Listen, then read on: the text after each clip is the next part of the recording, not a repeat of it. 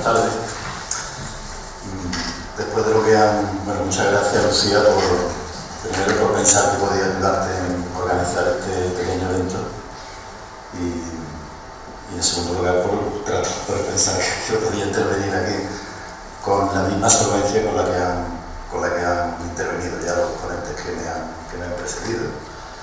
Después de todo lo que han comentado, pues aquí hay todavía que hablar algunas cosas, pero veréis que lo que voy a hacer realmente es enfatizar en aquello que, como miembro de la asociación ATAC Sevilla, pues entiendo que, y con los fines de esta asociación, pues creo que debo de hacer, ¿no? Me gustaría enfatizar, por ejemplo, que los datos que aquí manejamos no son datos fundamentales. Los datos fundamentales que aquí manejamos provienen de la misma industria del fracking y del gas natural, y que es otra interpretación bien distinta que hacemos de los datos que provienen de esta industria y de lo que esta industria saca, digamos, de literatura, ¿no? Como te comentaba antes, Concha, el artículo de Le Monde Diplomatique, lógicamente es una interpretación diferente de lo que hacen otros compañeros con los mismos datos que la industria del fracking y del gas natural hace. ¿Qué conclusión llegamos con este tema del fracking y otras actividades? Bueno, finalmente, nosotros que hablamos mucho de especulación financiera, aquí estamos hablando, y se ha hablado ya también de especulación, podríamos decir, gasística o una energética, con los datos que nos proporciona esta misma industria. Llegamos a una primera conclusión que yo siempre saco después de haber estudiado este tema un poco, es que esto supone un verdadero asalto de las grandes corporaciones mundiales que pretenden hacerse con bienes que son públicos, con bienes naturales y que son públicos, que son colectivos, que son de todos y de todas. En común con otras actividades, por ejemplo, que también hacen las multinacionales, como podríamos pensar con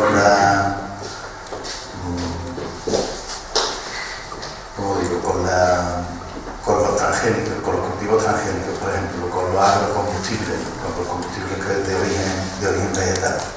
Finalmente, ¿qué es lo que pretenden y qué es lo que hacen las multinacionales? Acaparan una gran cantidad de territorio para una extensión tremenda de tierra fértil que ya está cultivada, o que venía estando cultivada con ciertos beneficios para la sociedad, o que es cultivable, pero ellos van a instalar sus pozos aquí, o bien está dedicada a la ganadería normalmente extensiva.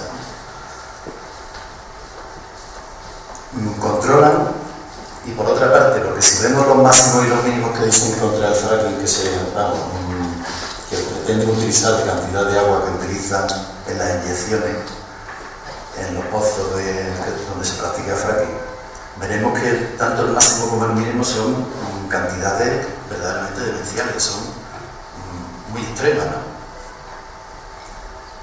Entonces, pues, nosotros llegamos a la conclusión, una nueva especulación, se trata de ocultar realmente qué cantidad de agua, porque no lo tenemos absolutamente claro, que tratan de ocultar exactamente la cantidad que se utiliza, desde luego la cantidad máxima ya es demencial, pero también nos hace sospechar que seguramente pudiera ser más.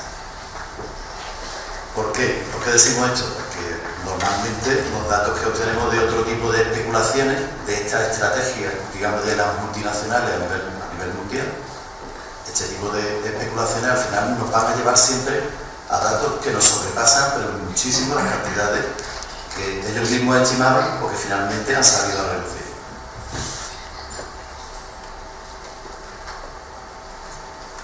Finalmente, con el fracking, extraen gas del subsuelo, agreden directamente tanto el territorio como los acuíferos, como hemos visto que pueden, y de hecho hay evidencia de que se han contaminado acuíferos, que esos acuíferos sirven para regar, o sirven directamente para beber el ganado, o directamente para beber las poblaciones cercanas. Por otra parte, esta técnica del fracking contribuye decididamente, como ha comentado también Concha, no nos vamos a extender, en el aumento o en la aceleración del cambio climático, el aumento de la temperatura global. Aquí la especulación, que también comentaba con el banco de contaminación, pues salen los famosos bonos de CO2, en el que hay un tráfico de bonos entre los países, que si Estados Unidos vende bonos o compra bonos a otros países que no los emiten, pero que tienen sus cuotas, por lo cual hay una verdadera especulación, una verdadera estrategia de especulación que finalmente lo que revierte la atmósfera es la misma cantidad de gases de efecto invernadero. Volver a poner énfasis otra vez en el modelo energético que ya ha salido aquí por los ponentes anteriores. El capitalismo, el único sentido que pone a su actividad es la acumulación de capital, únicamente la acumulación de capital. ¿Cómo lo hace? ¿En base a qué? En base a extracción de gas del subsuelo, de gas convencional, de extracción de petróleo, de agrocombustible, de transgénico, finalmente es acumulación de capital. Y acumulación de capital fundamentalmente por lo que conforman lo que nosotros llamamos el poder financiero. El poder financiero que finalmente, con la complicidad de los gobiernos, tienen en la mano legislar en favor de todo esto que estamos hablando. En minimizar, evidentemente, minimizar las exigencias que tengan estas actividades, respaldan de esta manera cualquier tipo de especulación que hagan, tanto las actividades gasísticas como las actividades agrarias de ese tipo que comentaba, de transgénicos, de agrocombustible.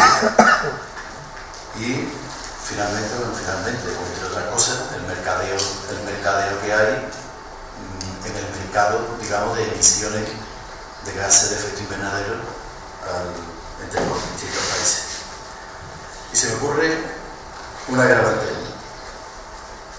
Bueno, se me ocurre un agravante que no se ha puesto aquí, y es que los modelos que hay para estimar la cantidad de gas que hay en el subsuelo, finalmente, por los propios técnicos, por las propias industrias están poniéndolos en cuestión.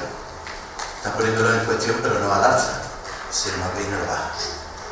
Cosa que muchos expertos de nuestro bando venían ya sospechando. Porque que un pozo pierda en un año hasta el 80% en extracción de gas, en la cantidad de extracción de gas en el primer año, ya hacía sospechar que las prospecciones o las estimaciones de gas en el subsuelo no eran las que se había previsto. Concha apuntaba que creo que no hay que abundar mucho en que hay otro modelo posible, no solamente otro modelo económico posible, sino que a raíz de ese modelo económico podemos sacar otro modelo energético distinto al actual, basado en combustibles fósiles. Podemos sacar un modelo económico en que las renovables, evidentemente, podamos potenciarlo, todo aquello que se va a invertir en fracking o en el gasoducto, se va a dejar de invertir en renovables. Podemos potenciar la eficiencia energética, tenemos una gran cantidad de mano de obra ociosa. Desgraciadamente hoy hemos tenido noticias de la encuesta de población activa, y Andalucía, como siempre, sale muy mal parada, que podrían dedicarse a todo tipo de acondicionamiento de viviendas y de edificios para la eficiencia energética.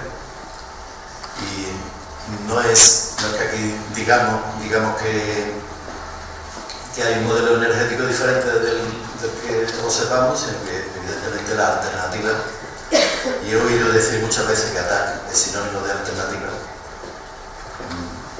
y desde luego alternativas por parte de las organizaciones ecologistas, tanto políticas como las organizaciones sin ánimo de lucro, desde luego las ponen encima de la mesa y son bien claras.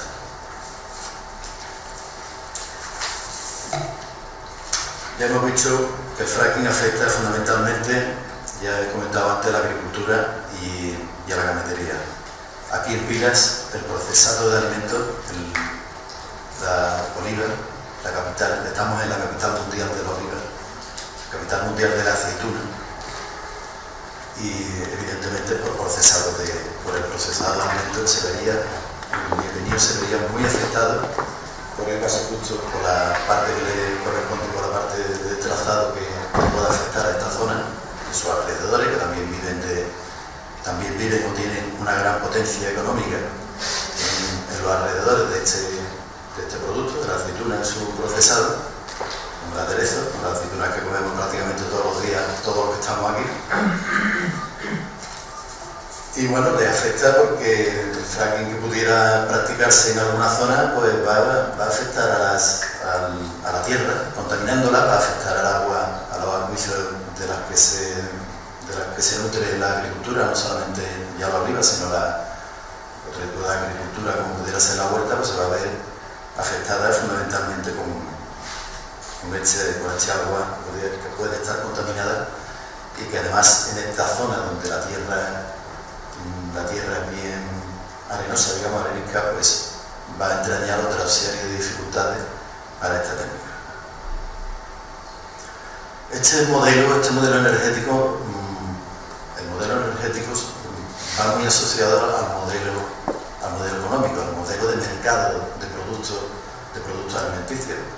Este modelo tiene un gran logro entendérmelo entre comillas, ¿no? Y es que el 60% de los alimentos que consumimos nos llega del exterior, no nos llega del mercado más cercano, como antes también apuntaba como alternativa a Concha. El 60% es una estimación que hacemos nosotros y creo que quedamos un poco cortos. Creo que si reflexionamos un poco en voz baja cada uno de nosotros, quizás a lo mejor encontraremos que en algunas de nuestras neveras sea el 100% de lo que llega del exterior, de lo que no nos llega fundamentalmente del mercado más cercano, del mercado de alimentos más cercano. Y hablar de territorio, como hablamos de territorio como elemento ambiental, como elemento medioambiental, hablar de territorio tiene un nexo común con la soberanía de los pueblos, cosa que nosotros como ATAC queremos reivindicar y tratamos de reivindicar siempre, que los pueblos reivindiquen su soberanía de todo tipo. Hablamos de mucha soberanía, soberanía alimentaria, soberanía medioambiental, soberanía democrática, soberanía económica, distintos tipos de soberanía que debemos de tratar de reclamar y que la plataforma por una Andalucía libre de fracking y la plataforma sevillana recién creada pues tratan también de potenciar estas reivindicaciones. Con ello, lógicamente, instar a aquellas administraciones que tienen la competencia, digamos, legal, con la legalidad que ya hemos visto como antes estaba bien asociada con la multinacional, tratar de que los territorios pues se declaren libres de fracking. Voy a abundar en algún tema económico para terminar y comentar que Estados Unidos las cuentas del fracking no salen, el fracking no es rentable. Estados Unidos no vive un boom del gas natural, están ahora mismo a un nivel un poquito más alto de consumo que en el año 2000. Las entradas que tienen en Estados Unidos digamos, en la bolsa energética del fracking es muy inestable, es muy incierta, con lo cual, a pesar de todo, a pesar de que pueda bajar el precio, que baja de hecho, la demanda de gas por parte de la población y por parte de la industria fundamentalmente no aumenta. Un directivo de ExxonMobil, que no recuerdo el nombre, no sé si en la presentación que trae viene el nombre, pero podréis encontrarlo en la revista Nature de febrero de este año, de 2013, comenta: hemos perdido hasta la camisa. ¿Y cómo se cifra esto? 10.000 millones de euros trimestrales solamente en el año pasado, en el año 2012. Y fueron peores los resultados en 2010 y en 2011.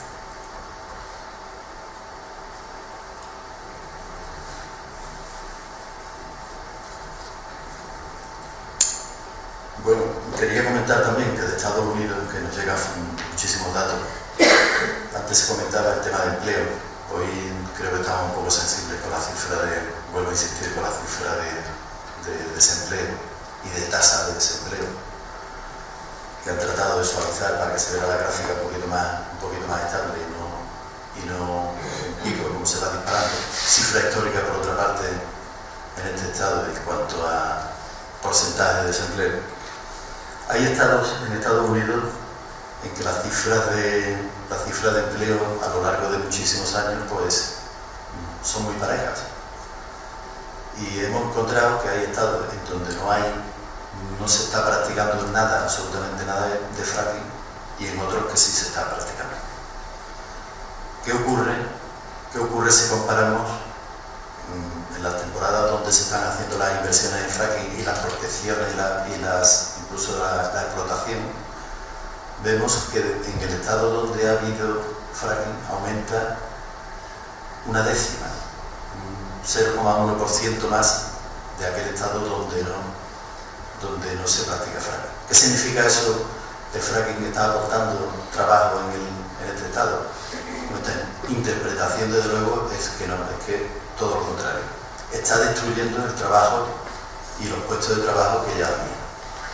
De hecho, el fracking, si va a aportar una determinada parte, si solamente va a ser un 0,1% de aumento con respecto a otros estados, es que desde luego lo que se está produciendo es destrucción de trabajo en agricultura, destrucción de trabajo en ganadería, en las pequeñas y medianas empresas ganaderas que son múltiples en las zonas rurales de Estados Unidos, en el pequeño turismo, en las pequeñas empresas turísticas de turismo rural. Ahí es donde está desapareciendo, de hecho, el trabajo, porque pierden no solamente los elementos básicos para su producción, sino que en cuanto al turismo pues pierde el atractivo fundamental que te puedan tener la zona. No creo que haya ninguna empresa turística que proponga visitar los pozos de extracción de determinados estados de Estados Unidos ni de ningún sitio. La comparación con Estados Unidos, en cuanto a la afección que hay allí, aquí se agrava porque aquí la densidad de población es bastante alta. Por último, se comentaba que el gas natural no va a reemplazar al petróleo. De hecho, no lo va a hacer, no puede hacerlo. Nos tratan de vender que cambiar un motor de explosión de un vehículo, de un camión, es muy fácil cambiar a gas, es cierto. Eso no voy a negarlo yo aquí y sería un disparate hacerlo, pero tiene un agravante. O sea, es muy fácil cambiar los motores para que funcionen con gas, pero todas las redes de estaciones de servicio existentes las vamos a cambiar. Vamos a poder poner un depósito de gas comparable o para los consumos comparables que hay de gasolina con los vehículos actualmente rodando. Son inversiones ya bastante prohibitivas y sobre todo para las pequeñas empresas que se dedican al suministro de combustible a los vehículos. Son inversiones básicamente prohibitivas, aunque tengan su rendimiento económico. Para entrar ahora en ese tipo de inversiones sería complicado. También sería bastante complicado y bastante costoso hacer almacenamiento, depósitos como el que quieren aprovechar en Doñana, que ya existe de forma más o menos natural, pero deberían de hacer otros. Las cifras que proponen de sacar de gas natural, no existen ahora mismo un parque de almacenamiento en España como para almacenar todo lo que quieren sacar. Habría que hacer unos parques de almacenamiento que tienen un coste de 1.000 millones de euros por unidad. Tendrían que sacar, si van a tratar de mejorar la balanza de pago con exportación de gas natural extraído por fracking, tendrán que construir barcos metaneros que tienen un coste de 200 millones de euros por unidad. Y otros tipos de instalaciones, pues que cuando se espera, y esto no es especular, esto es estar bastante cerca de la realidad, cuando en 2030, en 2020, 2030, que tenemos ahí a la vuelta de la esquina, tengamos el declive del gas natural como combustible, pues lógicamente este tipo de inversiones van a ser, si se llevan a cabo, serán una ruina, serán entrar en otra crisis de estafa, porque me parece que resulta fácil adivinar quién acabará pagando. Y con esto, pues, decirles que, bueno, que hablen con los que han venido, muchas gracias por venir, pero hablen de este tema con su vecinos, con sus amigos. Los que estamos estoy convencido de los que estamos por otro modelo energético, somos más y no nos pagan por ello. En cambio, los que están al otro lado, el poder financiero, las grandes empresas, son menos, pero ganan mucho dinero con esto. Su defensa, desde luego, más eficaz me parece a mí que es. Muchísimas gracias.